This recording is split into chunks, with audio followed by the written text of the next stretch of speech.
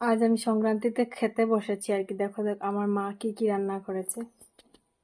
মাছ ভাজি, তারপর ডিমের বড়া, বেগুনের বড়া, ডিম, এই মুরগির ডিমের ভাজা আর কি এটা। তারপর এটা বাঁধাকপি দিয়ে, মাছের মাথা দিয়ে এটা বানিয়েছে, মাছ দিয়ে কি আলু দিয়ে ঝোল। তারপর এটার মধ্যে বানিয়েছে ওই কি বলটা, এটা মনে হয় কি বোয়াল মাছ, এটা দিয়ে আলু দিয়ে ঝোল বানিয়েছে, না এটা ফুলকপি দিয়ে ঝোল বানিয়েছে। এখানে মাছের মুড়ি দিয়ে ঘন্ট, এটা আমার মা বানিয়েছে। দেখো আমাকে দিয়েছে এখন খাওয়ার জন্য, এখন আমি খাবো, বলবে তো কেমন হয়েছে দেখতে। আমি এখন খেয়ে দেখবো কতটুকু টেস্ট হয়েছে।